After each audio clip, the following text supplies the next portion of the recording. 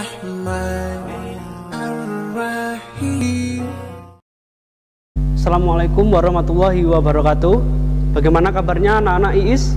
Bertemu lagi dengan Ustadz Reza. Selamat belajar kembali di kelas geografi.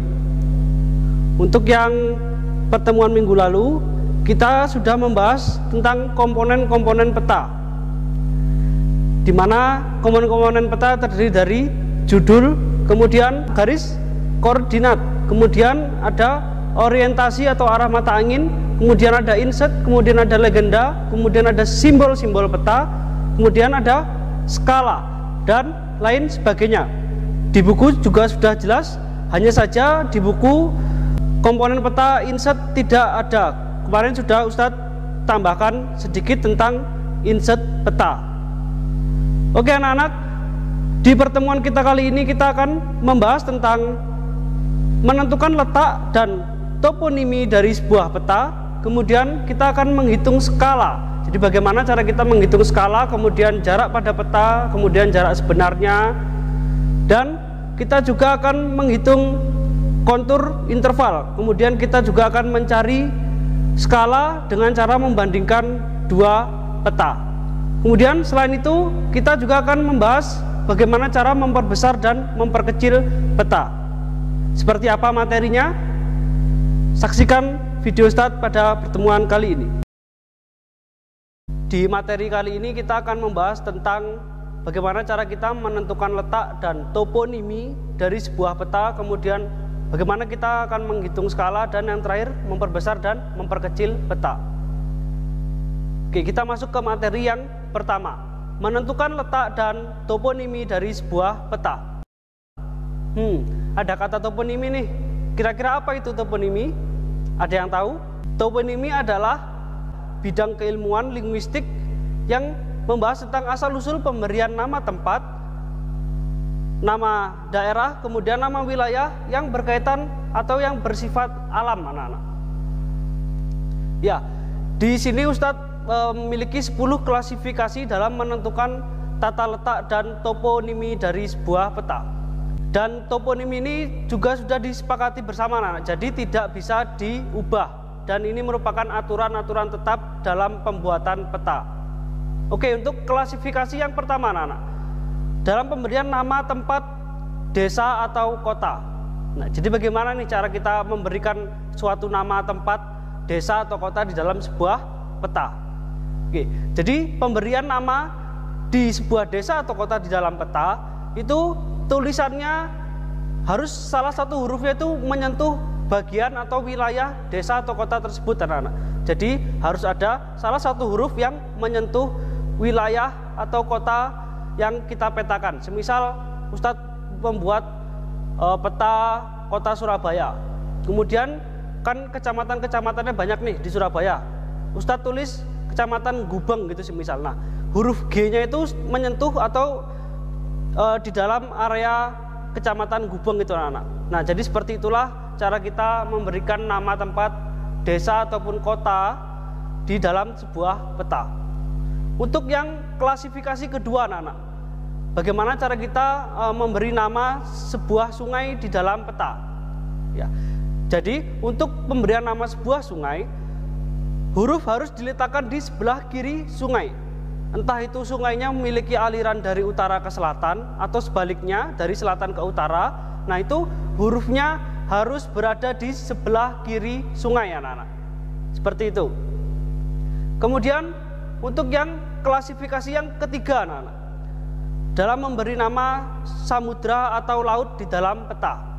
Nah, bagaimana cara kita memberi nama samudra atau laut di sebuah peta? Jadi huruf untuk memberi nama samudra atau laut tersebut harus memenuhi samudra atau laut tersebut, anak-anak. Semisal kita membuat peta Pulau Jawa. Nah, di bagian utara Pulau Jawa kan terdapat Laut Jawa. Jadi tulisan Laut Jawanya itu harus memenuhi bagian laut itu, anak-anak. Seperti itu. Kemudian klasifikasi yang keempat ada selat dan teluk.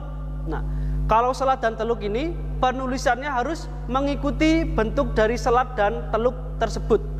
Semisal selat yang membagi wilayah Pulau Jawa dan Pulau Bali, Selat Bali anak. Nah, itu tulisannya sedikit melingkar mengikuti bentuk selatnya itu sendiri, seperti itu anak. Jadi kalau selat ini memang harus mengikuti bentuk selatnya. Teluk pun juga seperti itu, harus mengikuti bentuk teluknya. Oke, sampai sini bisa dipahami? Kemudian Ustadz lanjutkan ke klasifikasi nomor 5 anak-anak. Yang nomor 5 ini adalah puncak gunung. Bisa kalian lihat di atas Ustadz. Ya, puncak gunung ini ditulis melingkar anak-anak, tetapi tidak menyerupai lingkaran penuh, hanya setengah lingkaran saja. Jadi kalau kita menuliskan nama puncak gunung, itu hanya ditulis melingkar setengah lingkaran. Oke, diingat-ingat ya.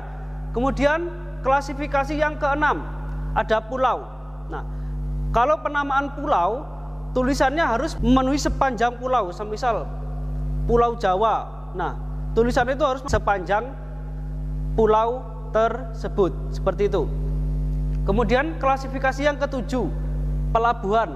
Nah, kalau di daerah kalian ada pelabuhan, kemudian kalian membuat tugas dari Ustadz yang membuat peta. Nah, ini penting sekali anak-anak. Kalau kita menuliskan nama pelabuhan, hurufnya itu diletakkan di atas lautnya, bukan di daratannya. Ya, Ustadz ulangi, kalau pelabuhan, hurufnya atau pemberian nama pelabuhan tersebut dituliskan di atas lautnya, seperti itu. Kemudian klasifikasi yang ke-8, ada pegunungan. Nah, kalau pegunungan ditulis sepanjang pegunungan itu anak-anak, berbeda dengan puncak gunung ya. Kalau puncak gunung tulisannya itu melingkar dan hanya setengah lingkaran saja. Tetapi kalau pegunungan itu tidak melingkar anak-anak, melainkan ditulis sepanjang pegunungannya, seperti itu. Kemudian kita lanjut ke klasifikasi nomor 9. Oke, klasifikasi nomor 9 ini bagaimana cara kita untuk memberi nama atau memberi tulisan di danau atau rawa pada peta. Nah, kalau danau atau rawa itu ditulis di dalam danaunya anak-anak, atau di dalam rawanya. Jadi tulisannya atau pemberian nama danau atau rawa ini ditulis di dalam danaunya dan di dalam rawanya. Semisal danaunya berbentuk lingkaran seperti ini. Nah, pemberian nama danaunya itu di dalam lingkaran itu anak-anak, ya, di dalam danaunya, seperti itu. Di tugas kalian kalau kalian menemukan penampakan danau atau rawa, nah itu penulisannya harus di dalam danau atau rawa itu sendiri anak-anak. Kemudian klasifikasi yang terakhir, yang ke-10, jalan raya. Nah, bagaimana nih cara kita menuliskan nama jalan raya itu? Hampir sama seperti sungai anak-anak. Kalau jalan raya ini juga dituliskan di sebelah kirinya. Semisal Jalan Raya Malang Surabaya. Nah, Ustadz tulis ini di samping jalannya itu namanya Jalan Raya Malang strip Surabaya. Nah, jadi seperti itu. Penulisan jalan raya hampir sama seperti sungai, berada di sebelah kiri untuk tulisannya atau penamaannya. Oke, sampai sini paham? Nah, ini di buku juga sudah ada anak-anak, tinggal kalian baca saja. Dan untuk tugas Ustadz silakan ini perlu kalian ikuti karena ada nilainya tersendiri, seperti itu anak-anak. Oke, untuk selanjutnya kita akan membahas tentang bagaimana cara kita menghitung skala nih. Nah, kan kemarin Ustadz hanya menampilkan skala peta 1 berbanding sekian-sekian, kemudian skala garisnya sekian-sekian. Nah, kalian harus bisa menghitung skalanya. Oke, bagaimana cara kita menghitung skala? Tidak hanya skala, Ustadz juga punya cara menghitung kontur interval pada peta kontur. Oke, simak terus video Ustadz. Oke, baik anak-anak, sekarang kita masuk ke materi cara menghitung skala. Di sini sudah Ustadz buat segitiga, di mana JP ini adalah jarak pada peta, kemudian S-nya adalah skala, dan JS adalah jarak sebenarnya. Nah, dari segitiga ini bisa kita cari rumusnya. Baik, yang pertama bisa kalian lihat di sini, rumus untuk mencari jarak pada peta sama dengan jarak sebenarnya dikali dengan skala. Kemudian rumus yang kedua untuk mencari skala, ya dilihat dari sini, jarak pada peta dibagi dengan jarak sebenarnya. Kemudian dalam mencari jarak sebenarnya bisa dilihat juga dari segitiga, jarak pada peta dibagi dengan skala. Jadi seperti inilah rumus dalam penghitungan skala. Ustadz ulangi, yang pertama untuk mencari jarak pada peta yaitu jarak sebenarnya dikali dengan skala. Kemudian untuk mencari skala, jarak pada peta dibagi dengan jarak sebenarnya. Kemudian jarak sebenarnya rumusnya adalah jarak pada peta dibagi dengan skala. Setelah ini kita akan latihan soal bagaimana cara menghitung skala dan jarak pada peta kemudian jarak sebenarnya. Simak terus video Ustadz. Baik, ini adalah soal cerita tentang untuk mencari skala. Ustadz bacakan. Diketahui jarak antara titik A dan titik B di peta 3 cm. Sedangkan jarak sesungguhnya adalah 60 km. Jadi skala peta tersebut adalah, mari kita hitung bersama-sama. Yang pertama, langsung saja di bawahnya. Yang sudah diketahui adalah jarak pada peta. JP-nya adalah 3 cm. Kemudian JS-nya atau jarak sebenarnya atau jarak sesungguhnya adalah 60 km. Nah, karena yang ditanyakan adalah skala, maka jarak sebenarnya ini dengan satuan kilometer kita ubah dulu menjadi sentimeter. Ayo, masih ingat tidak pelajaran di SMP? Kilometer dijadikan sentimeter dikali berapa? Ya, dikali 100.000 karena turunnya sebanyak 5 kali. 60 dikali 100.000 sama dengan 6 juta sentimeter. Nah, sudah diketahui, sekarang kita cari skalanya. Skala sama dengan, rumus dari skala adalah jarak pada peta dibagi dengan jarak sebenarnya. Kita masukkan angka-angka yang sudah ada. Jarak pada peta adalah 3 cm. Kemudian jarak sebenarnya adalah 6 juta sentimeter. Langsung kita coret ya. 3 dibagi 6, jawabannya adalah 2. Oke, di sini 1. Dari sini bisa kita lihat skalanya adalah 1 berbanding 2 juta. Ya, jadi skala peta yang ada di soal ini adalah 1 berbanding 2 juta. Jadi seperti inilah cara menghitung skala. Kemudian bagaimanakah cara untuk menghitung JP atau jarak pada peta dan jarak sebenarnya? Oke, simak terus ya. Baik, kita akan menghitung JP atau jarak pada peta dulu. Nah, semisal JP-nya di sini tidak diketahui. Kemudian skalanya tetap ya, 1 berbanding 2 juta. Skalanya 1 berbanding 2 juta. Nah, kita lihat rumus JP apa?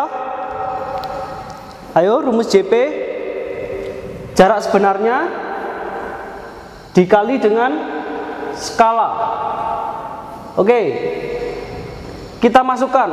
Jarak sebenarnya adalah 6 juta sentimeter.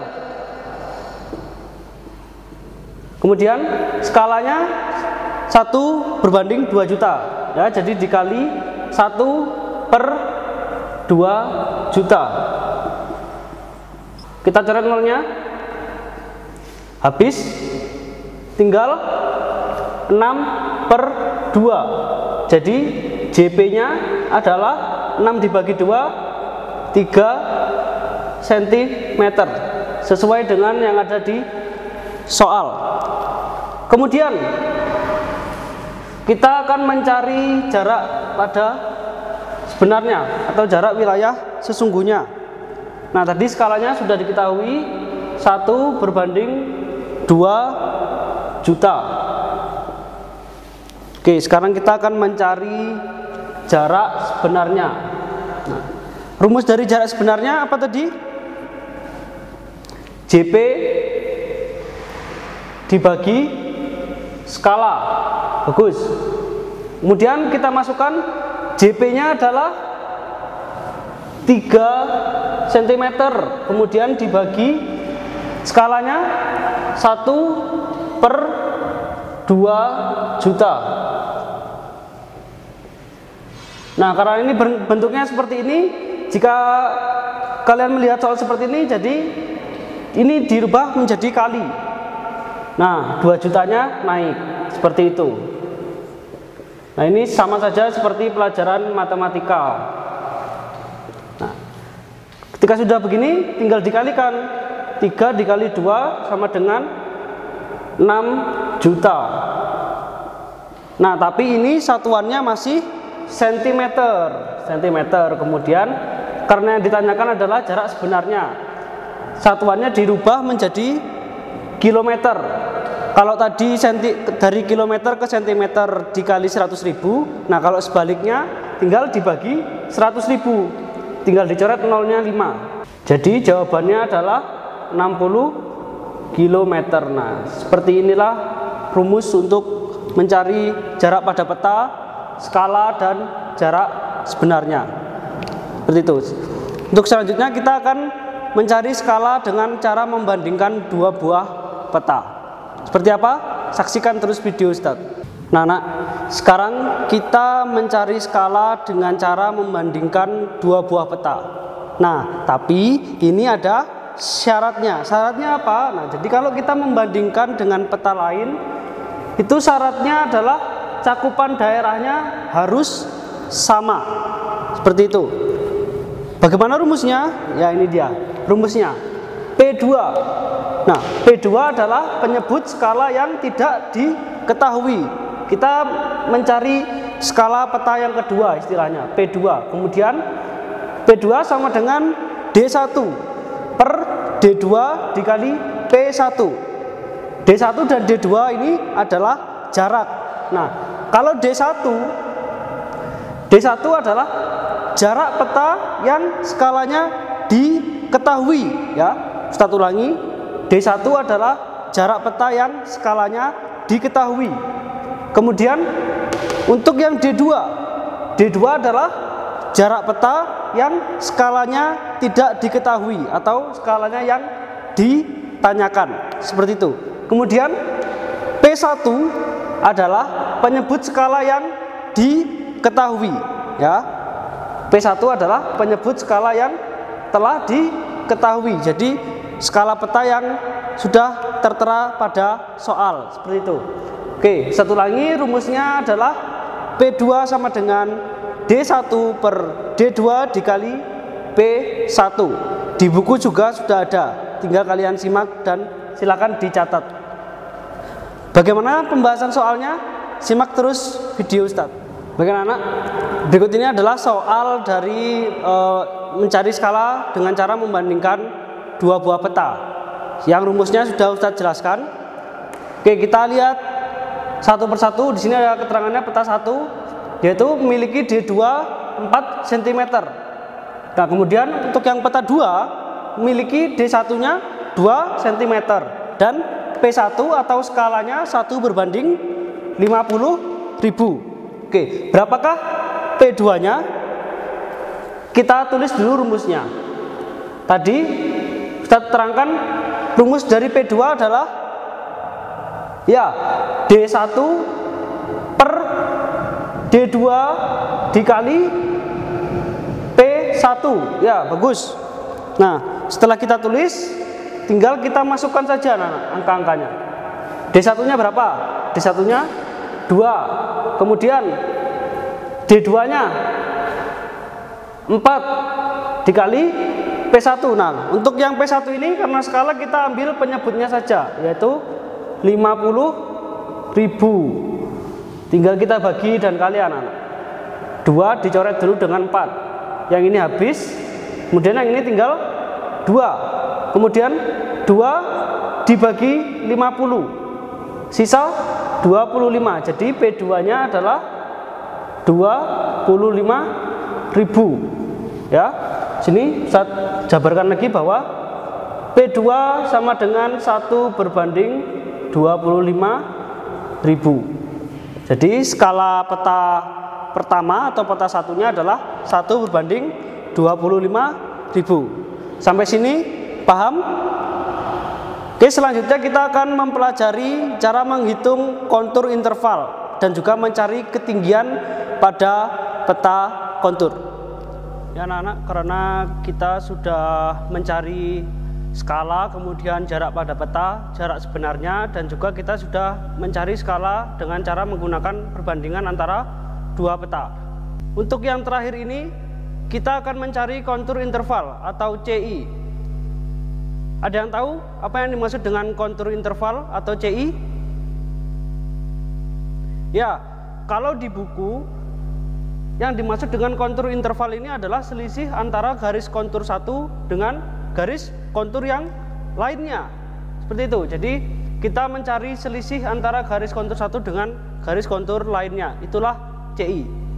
Bagaimana rumusnya? Bisa kalian lihat di sini. Rumus CI adalah 1/2000 dikali dengan penyebut skala. Ustadz ulangi, rumus CI adalah 1/2000 dikali penyebut skala.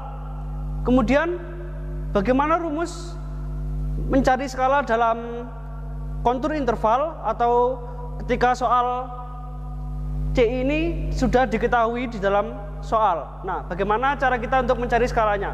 Di sini juga Ustadz sudah tulis bahwa cara mencari skala pada kontur interval itu adalah 2000 dikali dengan CI. Kalau CI tadi rumusnya 1/2000 dikali penyebut skala. Nah, kalau kita mencari skalanya, rumusnya adalah 2000 dikali CI. Bagaimana pembahasan soalnya? Baik, Ustadz pindah ke sini. Di sini Ustadz sudah menuliskan satu soal. Ustadz bacakan. Skala suatu peta adalah 1/100.000. Berapakah interval konturnya? Oke, sekarang kita jawab. Karena yang dicari adalah interval kontur atau CI, maka kita masukkan dulu rumusnya. Rumusnya CI tadi apa, anak-anak? Ya, CI sama dengan 1/2000 dikali penyebut skala. Oke, penyebut skala. Langsung kita masukkan angka-angkanya, anak-anak. 1/2000 dikali penyebut skalanya berapa? Penyebut skalanya ya 100.000. Oke, sekarang kita masukkan 100.000 di sini, anak-anak. Nah, ini tinggal kita operasikan saja. Kita coret nolnya 3, kemudian ini juga dicoret 3, tinggal 100 sama dengan 100/2. Oke, 100/2 hasilnya adalah ya 50. Di sini satuannya meter. Ini anak-anak jawabannya. Jadi soal ini memiliki interval kontur 50 meter. Seperti itu, anak-anak. Sampai sini paham? Paham ya? Jadi kalau kita mencari skalanya, misal kita mencari skalanya, nah ini tinggal CI ini 50 ini dikali dengan 2000, hasilnya akan ketemu 100.000 ini, anak-anak. Seperti itu ya. Oke, seperti inilah cara mencari kontur interval. Oke, lalu sekarang kita lanjut ke materi membesar dan memperkecil peta. Ustadz, ada 3 cara untuk memperbesar atau memperkecil peta dengan menggunakan sistem grid, kemudian dengan menggunakan alat pantograf, dan yang terakhir dengan menggunakan mesin fotokopi. Bagaimana penjelasan materinya? Simak terus video Ustadz. Oke, baik anak-anak. Tadi sudah Ustadz bahas bagaimana cara menghitung skala, kontur interval, dan lain sebagainya. Oke, kita masuk ke materi selanjutnya. Nah, sebelumnya Ustadz memiliki sebuah peta wilayah Provinsi Jawa Barat. Dalam 10 klasifikasi kita menentukan letak dan toponimi yang sudah Ustadz sampaikan tadi. Nah, kita terapkan pada Provinsi Jawa Barat ini anak-anak, ya, pada peta Provinsi Jawa Barat ini. Nah, kita lihat di sini untuk penamaan nama desa ataupun kotanya. Nah, itu ada salah satu huruf yang menyentuh wilayah kota ataupun desa tersebut. Kemudian penamaan dari sebuah sungainya terletak di sebelah kirinya, ya, di sebelah kiri sungai. Dan untuk penamaan danau dan rawa terdapat di dalam danau atau rawa itu sendiri anak-anak, bentuk penulisannya. Oke, selanjutnya kita akan melanjutkan ke materi memperbesar dan memperkecil sebuah peta. Ya anak-anak, kita sekarang masuk ke materi bagaimana cara memperbesar dan memperkecil sebuah peta. Nah, di sini Ustadz punya 3 cara. Yang pertama ada sistem grid, kemudian ada menggunakan alat pantograf, dan yang terakhir dengan menggunakan alat mesin fotokopi. Kita masuk dulu ke sistem grid. Sistem grid ini digunakan untuk mempermudah kita menghitung luas area di dalam peta yang akan kita besarkan maupun kita kecilkan, ya. Jadi sistem grid ini digunakan untuk menghitung luas area di dalam peta yang sudah atau akan kita besarkan maupun kita kecilkan. Sistem grid ini menggunakan petak-petak berbentuk persegi anak-anak. Nah, itu petak-petak itu berguna untuk mempermudah kita untuk menghitung luas area. Seperti itu. Kemudian yang kedua, kita menggunakan alat yang dinamakan dengan pantograf. Ayo, ada yang tahu belum atau ada yang sudah pernah melihat alat pantograf tersebut seperti apa? Belum ya? Oke, alat pantograf ini memiliki fungsi untuk memperbesar maupun memperkecil sebuah peta ataupun gambar anak-anak, ya. Memiliki fungsi memperbesar ataupun memperkecil sebuah peta ataupun gambar. Nah, di dalam alat pantograf ini terdapat sebuah angka-angka anak-anak. Nah, angka-angka tersebut yang merupakan kelipatan-kelipatan untuk memperbesar dan memperkecil sebuah peta ataupun gambar. Oke, seperti itulah alat atau fungsi dari alat pantograf. Kemudian yang ketiga, kita menggunakan mesin fotokopi. Nah, mesin fotokopi ini anak-anak juga bisa digunakan untuk memperbesar dan memperkecil peta. Hanya saja ada 2 syarat ketika kita melakukan pembesaran ataupun pengecilan sebuah peta menggunakan mesin fotokopi. Ada yang tahu nggak nih 2 syarat itu apa? Oke, syarat yang pertama, bentuk, ukuran, dan informasi yang di dalam peta tidak boleh mengalami distorsi. Ayo, distorsi itu apa? Ya, distorsi itu adalah perubahan. Nah, jadi kalau syarat yang pertama ini, bentuk, ukuran, dan informasi yang di dalam peta tidak boleh ada yang mengalami perubahan, ya, atau tidak boleh mengalami distorsi. Kemudian syarat yang kedua anak-anak. Syarat yang kedua ini adalah skala peta harus disesuaikan, ya. Skala peta harus disesuaikan dengan perubahan yang telah kita lakukan. Oke. Jadi setelah kita memperbesar ataupun memperkecil peta menggunakan mesin fotokopi, nah itu skalanya harus kita sesuaikan anak-anak, disesuaikan dengan perubahan yang telah kita lakukan. Seperti itu. Oke. Ustadz ulangi lagi bahwa ada 2 syarat ketika kita melakukan pembesaran ataupun pengecilan peta menggunakan mesin fotokopi. Yang pertama, bentuk, ukuran, dan informasi yang ada di dalam peta tidak boleh mengalami distorsi atau perubahan. Untuk yang kedua, skala peta harus disesuaikan dengan perubahan yang telah kita lakukan, anak-anak. Oke, Ustadz punya gambar nih tentang pembesaran atau pengecilan peta menggunakan sistem grid. Oke, saksikan gambar berikut ini. Oke anak-anak, di sebelah kiri Ustadz ini sudah terpampang jelas gambar peta Pulau Bali yang akan kita lakukan pembesaran ataupun pengecilan. Oke, kita lihat dulu peta Pulau Bali yang paling kecil anak-anak. Nah, di kedua peta ini sudah dipasangi sistem grid ya. Ini kan menggunakan sistem grid. Nah, jadi sudah dipasang grid-gridnya, sudah digambarkan grid atau petak-petaknya untuk mempermudah kita menghitung luas area petanya. Oke, kita lihat dulu yang peta yang paling kecil berukuran 4 cm kali 4 cm. Nah, kita besarkan 2 kali ya anak, dengan menggunakan sistem grid ini. Dibesarkan 2 kali berarti ukurannya 8 cm kali 8 cm. sudah ada di sebelah kiri Ustadz juga gambar peta yang lebih besar. Nah, itu adalah peta yang sudah dibesarkan 2 kali ya, menjadi 8 cm kali 8 cm. Seperti inilah cara kita memperbesar ataupun memperkecil peta dengan menggunakan sistem grid. Kemudian bagaimana cara kita menggunakan alat pantograf ya untuk membesarkan dan memperkecil sebuah peta.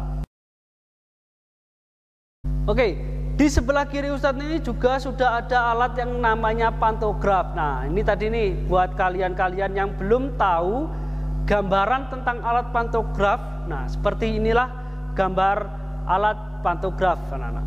Ya, jadi untuk memperbesar peta ataupun memperkecil peta dan gambar. Nah, bisa kalian lihat sebelah kiri juga sudah ada keterangannya. Nah, itu ada peta Indonesia, anak-anak, ya, yang berukuran besar. Nah, itu di sebelahnya itu yang ada huruf A-nya itu adalah peta yang akan kita kecilkan. Nah, jadi digambarkan di situ, anak-anak, dengan menggunakan alat pantograf ini. Seperti inilah cara kita memperbesar dan memperkecil sebuah peta dengan menggunakan alat pantograf. Baik anak-anak, sekian dari materi yang sudah Ustadz sampaikan. Nah, mari kita simpulkan materi yang telah kita pelajari pada pertemuan kali ini. Untuk yang pertama tadi kita membahas tentang penentuan letak dan toponimi dari tulisan-tulisan yang ada di peta. Ada 10 klasifikasi. Yang pertama, untuk pemberian nama dan tempat dari sebuah desa ataupun kota, harus ada salah satu huruf yang menyentuh bagian desa ataupun kota tersebut. Kemudian yang kedua, sungai, anak-anak. Nah, kalau sungai ini penulisannya atau penamaannya harus berada di sebelah kiri, anak-anak. Baik itu alirannya dari utara maupun ke selatan, atau sebaliknya dari selatan ke utara, harus tulisannya atau penamaannya di sebelah kiri. Kemudian untuk penamaan samudra ataupun laut, nah itu harus memenuhi samudra ataupun lautnya. Jadi penamaannya harus memenuhi samudra ataupun laut itu sendiri. Kemudian yang keempat, anak-anak, penamaan selat dan teluk. Nah, ini penamaannya, penulisan dalam peta harus mengikuti bentuk selat dan teluk itu ya. Jadi harus mengikuti bentuk selat dan teluknya. Kemudian yang kelima, pemberian nama puncak gunung, anak-anak. Nah, jadi kalau kita memberikan nama sebuah puncak gunung, penulisannya melingkar, hanya saja berbentuk setengah lingkaran, bukan lingkaran penuh ya anak-anak, hanya setengah lingkaran. Kemudian setelah puncak gunung, pemberian nama pulau, anak-anak. Nah, kalau pemberian nama sebuah pulau ini penulisannya harus sepanjang pulau tersebut. Kemudian selanjutnya pemberian nama pegunungan, juga sama, harus sepanjang pegunungan tersebut. Kemudian selanjutnya pemberian nama danau ataupun rawa, anak-anak. Nah, kalau danau dan rawa ini penulisannya harus di dalam danau ataupun rawa tersebut. Nah, yang terakhir jalan raya. Jadi jalan raya ini penulisannya hampir sama dengan sungai, berada di sebelah kiri untuk penamaannya. Seperti itu. Kemudian juga kita sudah melakukan penghitungan skala dengan rumus skala adalah jarak pada peta dibagi dengan jarak sebenarnya. Kemudian kalau kita mencari jarak pada peta, jarak sebenarnya dikali dengan skala. Kemudian kalau jarak sebenarnya, jarak pada peta dibagi dengan skala. Kemudian kita juga sudah menghitung skala dengan membandingkan dua peta dengan rumus D1 per D2 dikali skala yang telah diketahui. Seperti itu. Kemudian kita juga sudah mencari kontur interval dengan rumus CI sama dengan 1/2000 dikali penyebut skala. Kemudian kalau mencari skala pada peta kontur, yaitu dengan rumus 2000 dikali dengan CI, anak-anak, atau kontur interval. Untuk memperbesar dan memperkecil peta kita menggunakan 3 cara, yaitu sistem grid dan juga alat pantograf, lalu yang terakhir dengan menggunakan mesin fotokopi. Kalau mesin fotokopi ada 2 syarat. Apa tadi? Oke, yang pertama, bentuk, ukuran, dan informasi yang ada di dalam peta tidak boleh mengalami distorsi ataupun perubahan. Kemudian syarat yang kedua, skala yang telah kita ubah harus disesuaikan ya. Jadi skala harus disesuaikan dengan perubahan yang telah kita lakukan. Sekian materi pada pertemuan kali ini. Terima kasih karena kalian telah menonton video dari Ustadz. Silahkan dicatat Dan jika kalian ada pertanyaan silakan langsung tanyakan kepada Ustadz. Bila ada kesalahan Ustadz minta maaf, dan Ustadz mengingatkan bahwa jangan lupa tugas pemetaan kalian ya, meskipun waktunya 1 bulan harus segera kalian kerjakan. Oke, sekian. Wassalamualaikum warahmatullahi wabarakatuh.